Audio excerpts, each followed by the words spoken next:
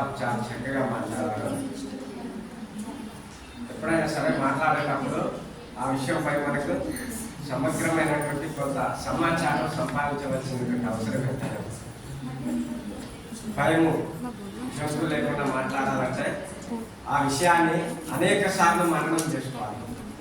అట్లా రాసుకున్నటువంటి విషయాలు ఒక్కొక్కటి మనం చెప్పుకుంటున్నాం. నేను మనం సంఘానికి వెళ్ళినాం కానీ ఇక్కడ 30 మెంబర్స్ మాట్లాడారు, మరి కూడా రాలేకపోయారు. కాబట్టి ఇక్కడ చాలా మంది చాలా చక్కగా మాట్లాడుతున్నారు. ఆ ఎక్స్ప్లెనేషన్ ఆ విషయం తర్వాత అది ఒకసారి చూస్తూ వస్తాయి. ఫస్ట్ ఏ తర్వాత ఎంత చెప్పాలనేది ఏంటి రాయడం వేరు, మాట్లాడడం వేరు. రాయడం ఏదైనా రాస్తాం కానీ మాట్లాడాలంటే స్టార్ట్ అయినట్టు ఒక సెకండ్ కూడా ఆగడానికి లేదు. అట్లా హరోగా రావడానికి ఆస్కారం ఉంటుంది. పైగా మాట వచ్చినటువంటి వాళ్ళనే రాజ్యం ఉంటుంది.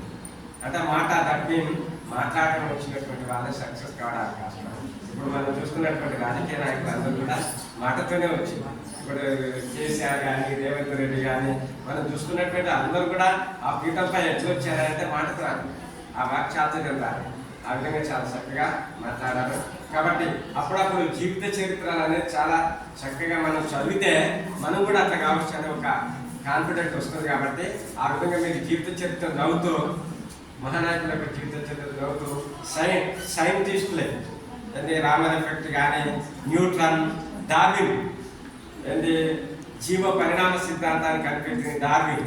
మరి ఆయన చెప్పినప్పటికీ ఇప్పటికి ఏమైనా తేడా ఉందా? అట్లా మనం సైంటిఫిక్గా మనం ప్రతి విషయం తెలుసుకొని ఆ విధంగా మీ యొక్క నాలెడ్జ్ని ఇంప్రూవ్ చేసుకొని ఉన్నత స్థాయిలో ఉండాలని కోరుకుంటూ ఈ అవకాశం ఇచ్చినటువంటి ప్రధాన ఛానల్కు మీ అందరికీ ధన్యవాదాలు తెలుపుతూ ముగిస్తుంది.